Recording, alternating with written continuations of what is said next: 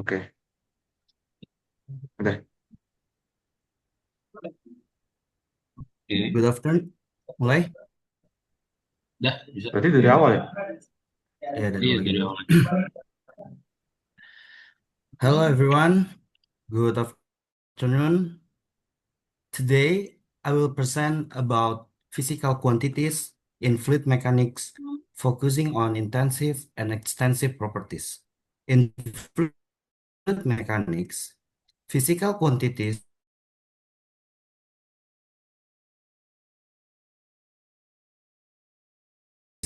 are very important to describe how fluids behave and interact. These quantities can be classified based on and kinematic versus dynamic. For this presentation, I will focus only on intensive and extensive quantities. First, let's talk about intensive quantities. Intensive quantities are properties that do not depend on the amount or size of the fluid. This means no matter how much fluid you take, whether it is a drop of water or an entire tank, the value of an intensive property stay the same. For example, density, which is mass per unit volume. If you take a glass of water or a swimming pool full of water, the density is still the same. Temperature, which represent the internal energy of the fluid particles. For intense, boiling water has a temperature of 100 degrees Celsius, whether you measure it in a cup or in a pot. Pressure, defined as force per unit area. Imagine air in a balloon. The pressure inside is uniform regardless how large or small the balloon is. Velocity, which is displacement per unit time, is also intensive. Viscosity, which is the resistance of a fluid to flow, and surface tension, which is the energy required to increase the surface area of a liquid. So, the key idea is intensive properties are independent of size, and they represent the quality of the fluid at any point. And now let's move on to and then extensive quantities. Extensive quantities are properties that do depend on the amount or size of the fluid system. The more fluid you have, the greater value of these properties. Example, mass, which is the total number of particles in the fluid. Clearly, if you have more fluid, you will have more mass. Volume, which is the total space occupied by the fluid. A bucket of water and a lake of water obviously have very different volumes. Energy, which includes both kinetic and potential energy of the fluid. A larger fluid system will store more total energy. Force, the total push or pull acting on the system, which grows with the amount of mass being moved. Momentum, which is mass multiplied by velocity, also increase with the size of the system. So, extensive properties are always additive. If you combine two fluid system, the total mass, volume, or energy is simply the sum of each part. To make this clear, let me give you a simple analogy. Think about a cup of coffee. Its temperature is intensive, but because it doesn't matter how much coffee you pour into the cup, the temperature stays the same, but the amount of coffee or total energy in the coffee is extensive because it depends on the size of the cup. In conclusion, intensive properties are independent of the system size, such as density, pressure, and temperature. Extensive. Extensive properties depend on the system size, such as mass, volume, and energy. Both are essential concepts in fluid mechanics because they allow us to describe the characteristic of fluids in consistent way. Whether we are analyzing a very small droplet or very large body of water? Any question?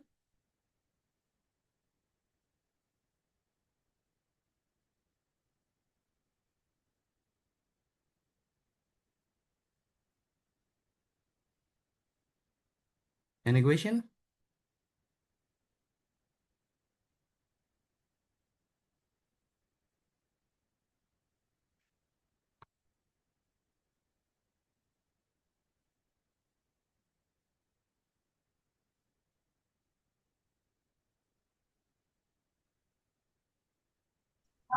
Last, I want to ask, Okay. if we combine two tanks of water, which properties will add up and which will remain the same? Thank you, Sharon. Thank you. Extensive property like mass and volume will add up. Intensive properties like temperature or pressure will remain the system if the system in equilibrium.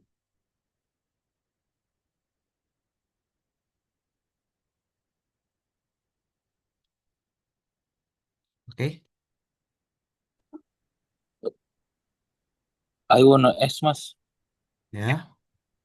uh, why is density considered an intensive property? Why is density considered An intensive because the property. density is defined as mass per unit volume, and its value doesn't change no matter how much fluid you take. Okay, I think that's enough for me. Okay, Thank Mas. you for attention.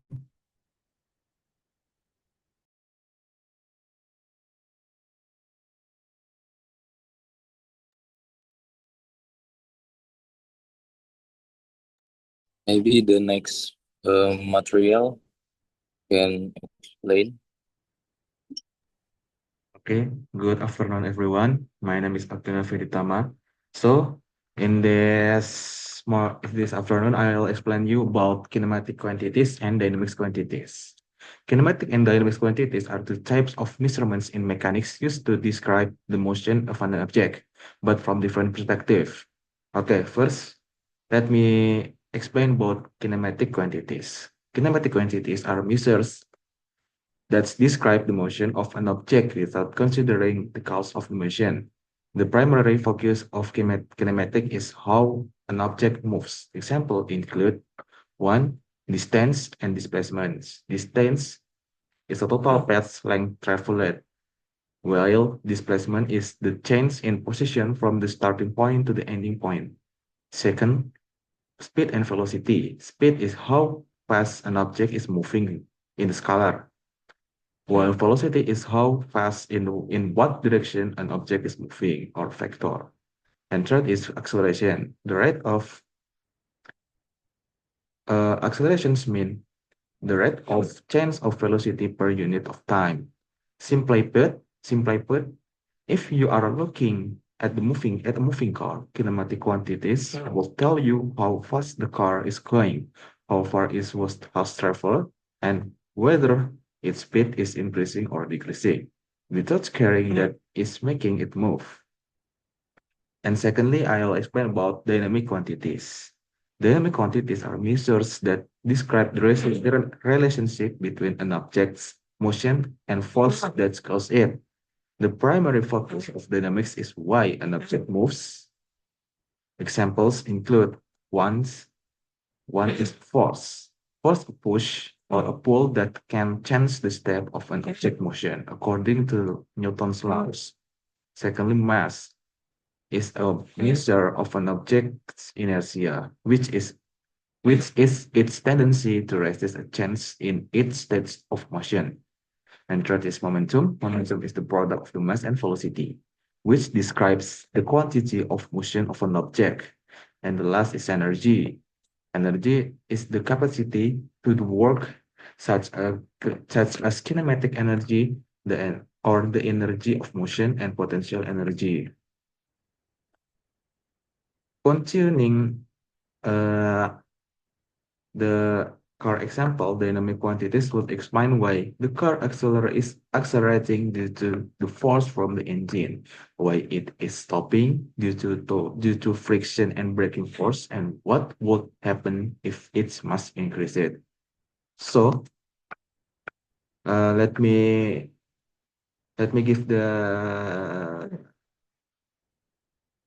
mm, kesimpulan for this topic is,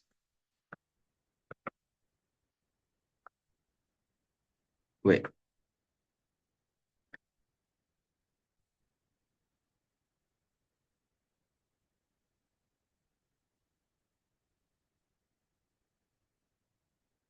In short, kinematics describe how an object moves using quantities like position, velocity, and acceleration without considering what causes the motion. Conversely, dynamics explains why an object moves using quantities like force, mass, and energy by focusing on the relationship between force and resulting change in motion. Therefore, kinematics is description of motion while dynamics is study of its causes. So, are you or guys have any question?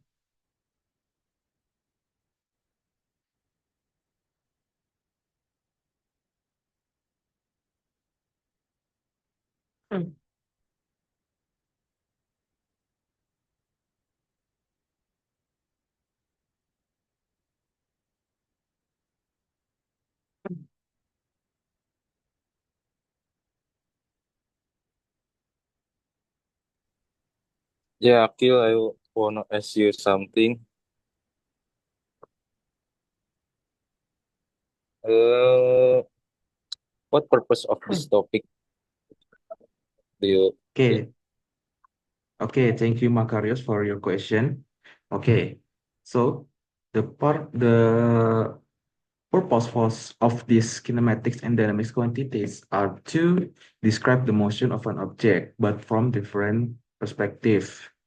So we can look it from one point or each point like that. Okay. Any question again? Michael, I have a question for you. Explain about dynamic quantities once again. Okay. I think I can repeat my explanation. Dynamic quantities are measures that describe the relationship between an object oceans and the force that causes it. The primary focus of dynamics is why an object moves. Example include force, mass, momentum, and energy. What is force? Force is a push or a pull that can change the state of an object motion according to Newton's laws. Mass is a measure of an object inertia, which is its tendency to resist a change in its state's motion. And momentum is the product of mass and velocity. And energy is a capacity to do work such as kinematic energy, the energy of motion, and potential energy or storage energy. Okay, maybe that for me. Thank you for your attention. Let next explain.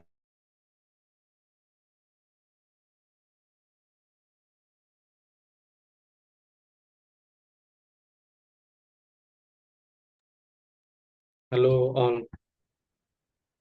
um, hi everyone. Today I will explain about density and pressure in fluid mechanics. Okay, first let's talk about density. In fluid mechanics, density is defined as the mass of a fluid per unit volume. Density indicates how dense is a fluid is, gitu loh. And the second one is the purpose. The purpose of this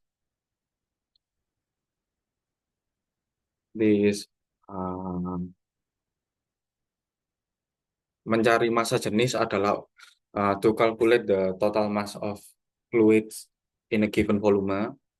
The second one is that for determine the buoyancy force acting on an object, such as a ship or a buoy, an, or a buoy. And then when it comes to calculate density, there is a formula to calculate density itself. The first method is to divide object density by its volume. You can also use the following tools to find the density data menggunakan hydrometer, pygnometer, and digital densimeter. And for the second one, I want to talk about pressure. Pressure is the force per unit area exerted by a fluid on a surface. It is an intensive quantity that describes the potential energy in a fluid. Sama dengan sebelumnya, pressure in fluid mechanics is also serve a very important purpose. The first one is ensuring safe piping operation. The second one is for calculate force on structure, such as like lambung kapal or bendungan or ship hulls. The third one is for measuring flow rates using devices such as venturimeters. And there are also several considerations when measuring pressure in fluid mechanics. The first one is range, is about range.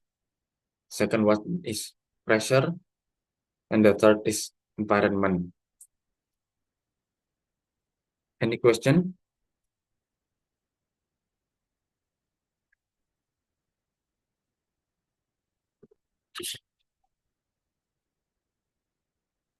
I have a question. I have a question for you. So All right. please, please name and explain what tools are used to measure fluid density. Density. Okay.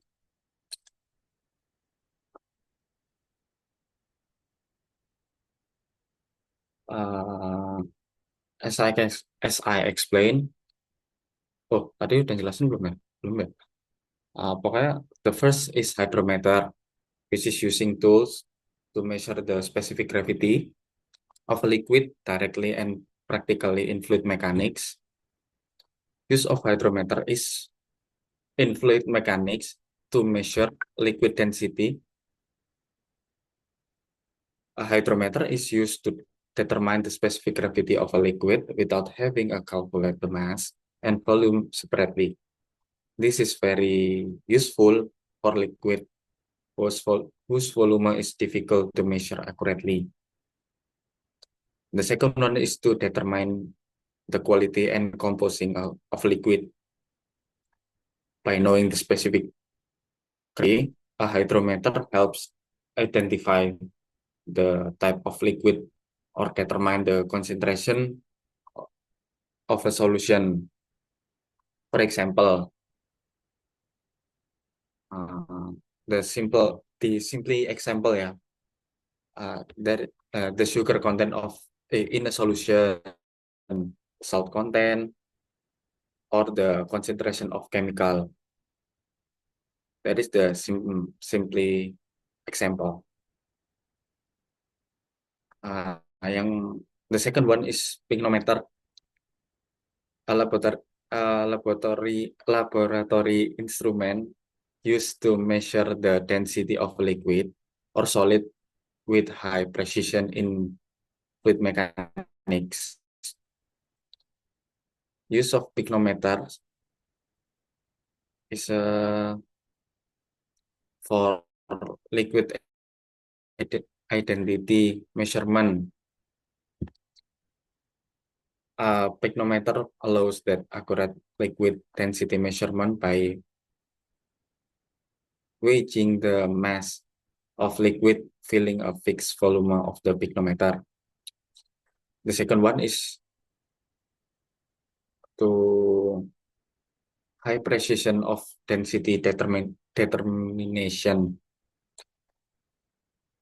Picnometers are very useful in research and laboratory testing that require high precision fluid density data. The third one is digital densimeter is electronic tools to use for mengukur density secara akurat. Any question again? I want to ask you some question. What else? What is density and what is a pressure? In fluid mechanics, density is defined as the mass of a fluid per unit volume. Density indicates how dense a fluid is. In fluid mechanics, pressure is defined as a force acting perpendicular to a surface per unit area of that surface. And for the second one is udah ya tadi ya? Udah ya? Okay. That's all for me. Coba dilanjut ke orang selanjutnya. Okay, guys. Today I'll explain about volumetric flow rate or Q. By the definition, volumetric flow rate is the volume of fluid that passes through a cross section of the tube. Sorry guys, suara aku kedengaran jelas nggak? Takutnya berisik. Halo? Halo, halo? Halo? Jelas. Akil? Jelas.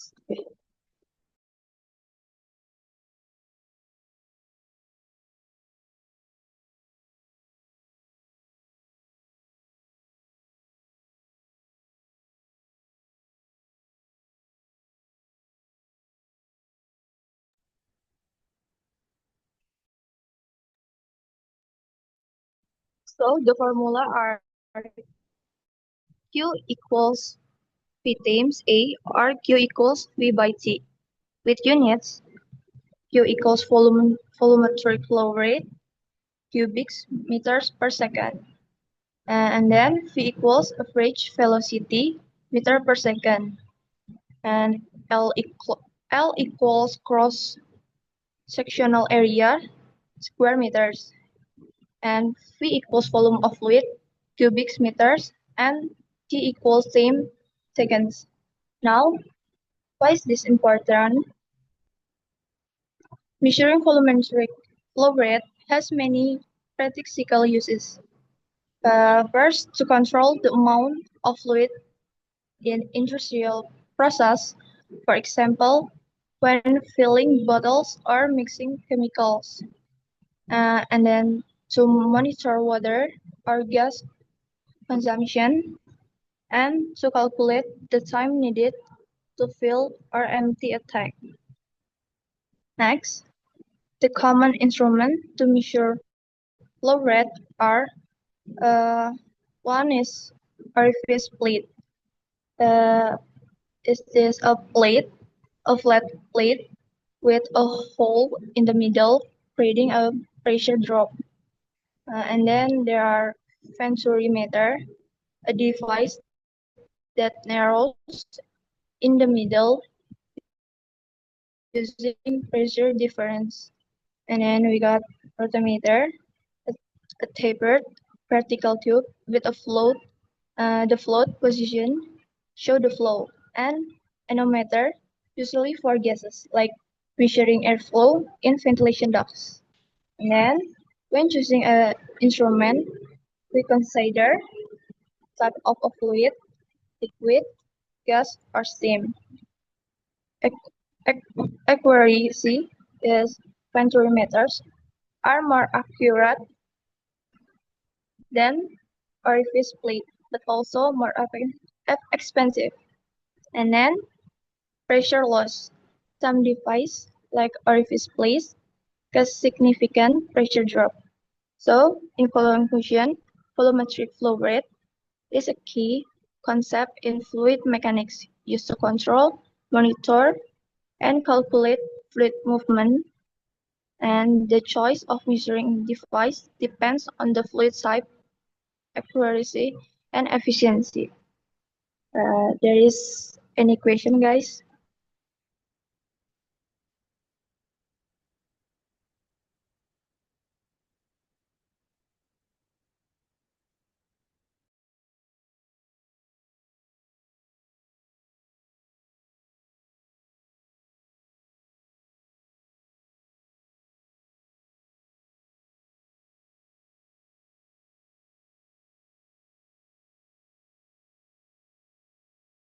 I wanna ask you something.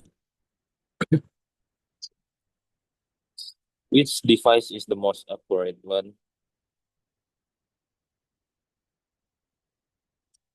Okay. Usually the venturimeter that is more expensive than the orifice plate. Yang tadi udah aku jelasin sih. Ada tadi. Thank you. There is any question, guys?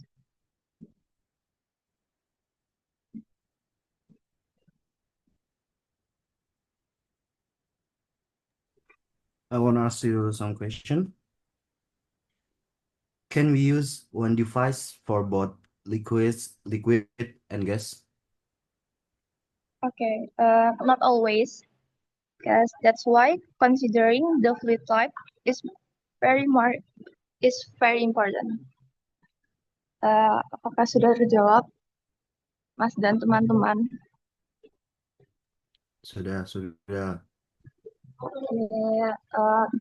Thank you. Thank you, guys.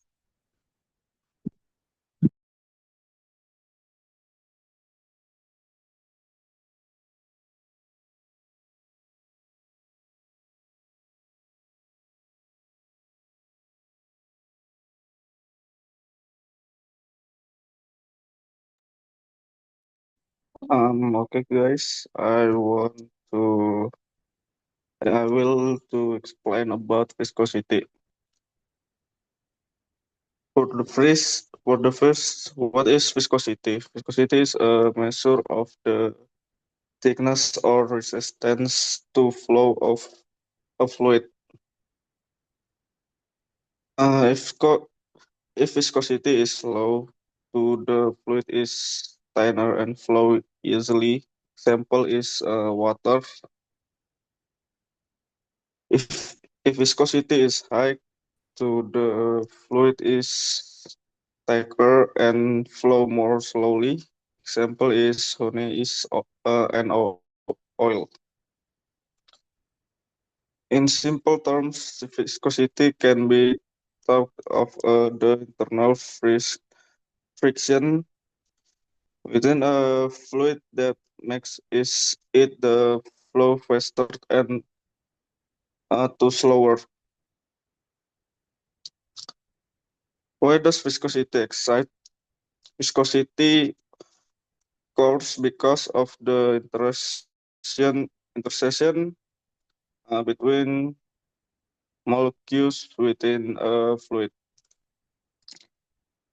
In tight liquids like honey, the molecules attract each other more strongly, so the flow is slow. In dense liquid like water, the molecular attraction is weaker, so the flow is faster. Factor efficiency affecting viscosity. Number one, temperature. In liquids, higher temperatures to lower viscosity. In gas, higher temperature to viscosity increases. Number two, type of fluid. Liquids with larger to molecules and stronger bonds to higher viscosity. Example is oil and honey. Liquids with smaller molecules and weaker bonds to lower viscosity. Example is water and alcohol. Number three, pressure.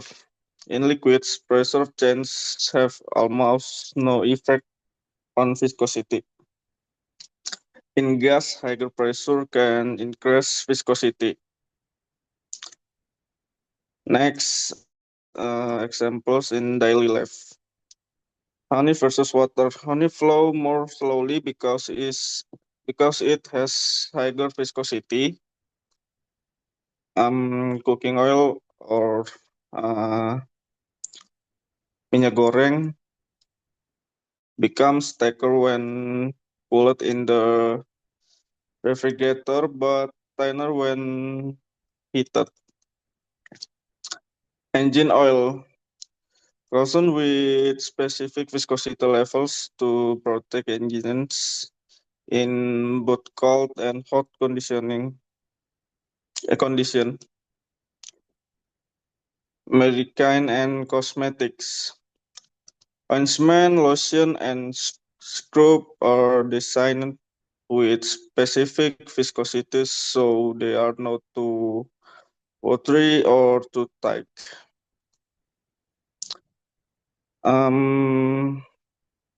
So the conclusion is viscosity is an important property of fluids that show their thickness. Maybe there is something you want to ask, guys.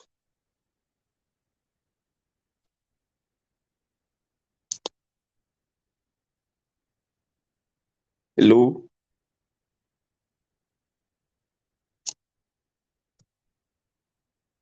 No, I wanna ask you something.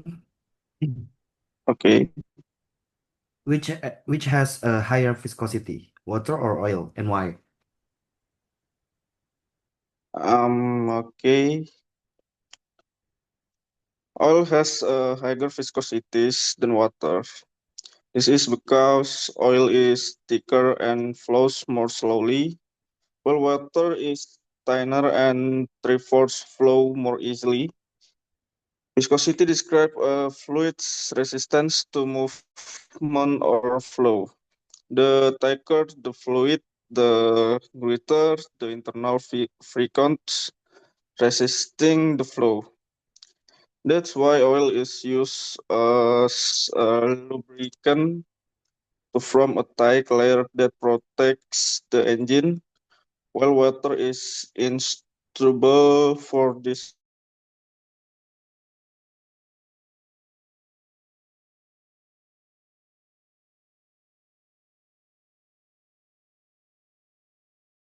Yeah, thank you.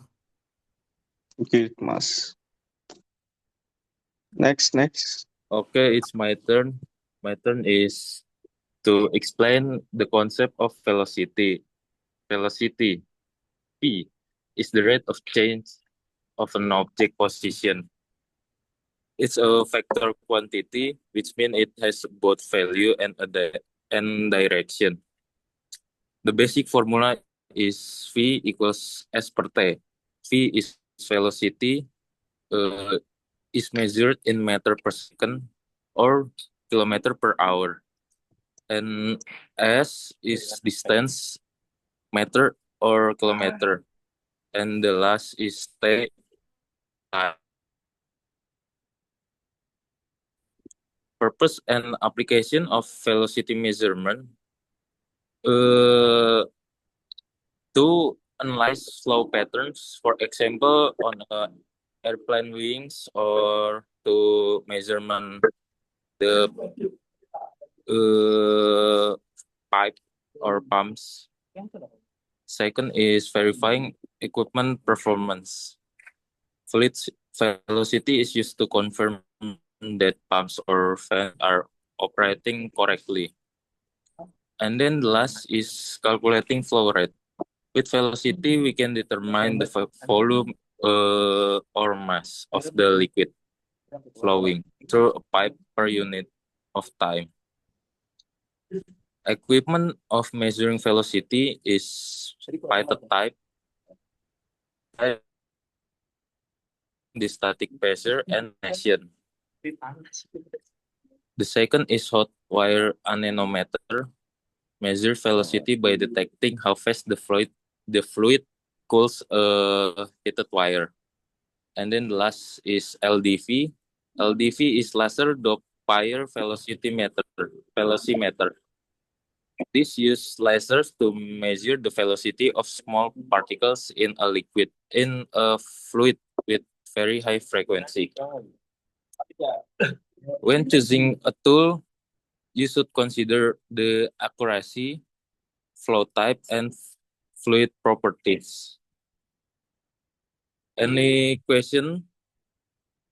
Or maybe you don't understand what I explained?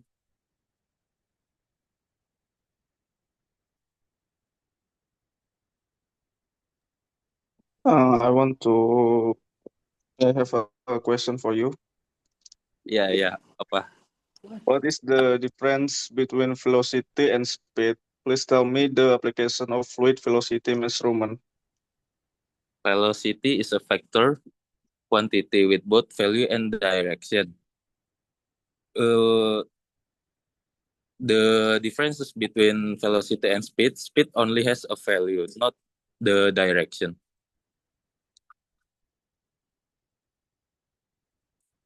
Okay, maybe one more question. Thank you, Makarios.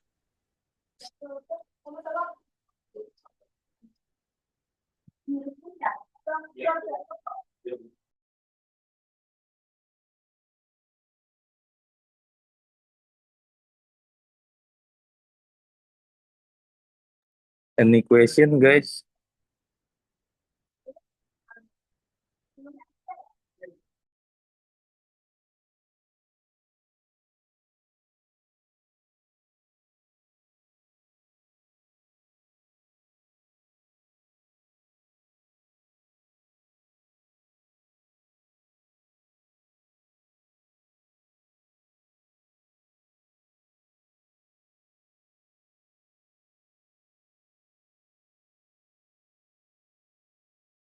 Okay, maybe that's all for me. No question again. Question more. Thank you. Thank you, Makarios. Aku trans.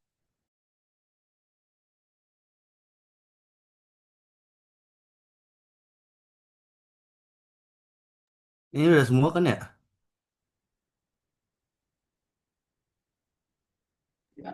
Okay, maybe this is the end of the Zoom. I think it's all. Di sini saya ingin Yang buat tulis tangan tugasnya better gimana ya, Mas? Harus tulis tangan banget ya? Iya, harus tulis tangan banget. Soalnya dia mintanya tulis tangan. Per satu kelompok satu tulis tangan gitu. Iya, satu kelompok satu tulis tangan. Ini udah kan recordnya? Yes. Iya, yang di record tadi tuh ditulis di kertas. Enggak, ini recordnya udah kan? Udah selesai kan? Udah gue matiin, nggak Pak? Udah.